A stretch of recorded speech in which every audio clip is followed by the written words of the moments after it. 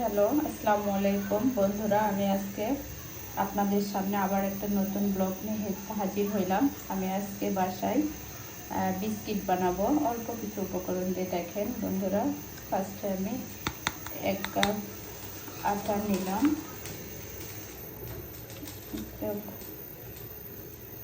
এক কাপ আটা নিলাম। নেওয়ার পরে এর সাথে অল্প একটু বেকিং পাউডার নেবেন, এই যে 1/2 চামচ বেকিং পাউডার। তারপরে নিব হচ্ছে মানে আমি করে নিচ্ছি চিনিটা, আপনারা ব্লেন্ড করে নেবেন বা পাটায় বাটতে পারেন। আমি পাটায় বেটে নিচ্ছি। এই যে সুগার, চিনি আপনাদের মানে যে যেরকম মিষ্টি খায় ঠিক সেরকম মিষ্টি আপনারা দিতে পারেন। আমি দিলাম 2 টেবিল চামচ দিয়ে, আর একটু অল্প একটু আর কি, আমরা মিষ্টিটা একটু কম খাই এই জন্য। তারপরে আমি দিব ঘি, দিব একটু বিস্কিটের স্বাদ বাড়ানোর জন্য আমি অল্প একটু ঘি দিলাম, চামচ ঘি দিলাম। ঘি দেওয়ার পরে তারপরে দিব হচ্ছে গুঁড়া দুধ 1 টেবিল চামচ দিলাম স্বাদটা বাড়ানোর জন্য। তারপরে দিব আমি তেল, রান্না করা সয়াবিন তেল। এটা দিয়ে এখন হাত দিয়ে ভালোভাবে আমি একটা ড্রো তৈরি করে নিব। দেখেন এই পর্যায়ে আমি এটা এইভাবে ডলার মতো ছেড়ে নিচ্ছি, মানে একটা ডলা পেতে নিচ্ছি।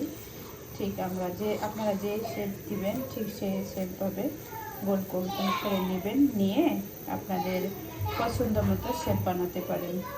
বন্ধুরা দেখেন এই পর্যায়ে আমি আমার ইচ্ছা মতো হাতের শেপ দিয়ে ডিজাইন করে নিচ্ছি। এখানে আপনারা কাঁটা চামচের সাহায্যে যে কোনো ধরনের ডিজাইন দিতে পারেন, দেখতে ভালো লাগবে। আপনাদের ইচ্ছা মতো দিবেন, একটু সৌন্দর্য বাড়ানোর জন্য জাস্ট এটা দেওয়া। তো এইটা আমার কমপ্লিট হয়ে গেছে। এখন আমি যে এটাতে আমি বিস্কিটটা বসাবো সেটা চুলায় অলরেডি দিয়ে দিয়েছি ফ্রি হিট করার জন্য।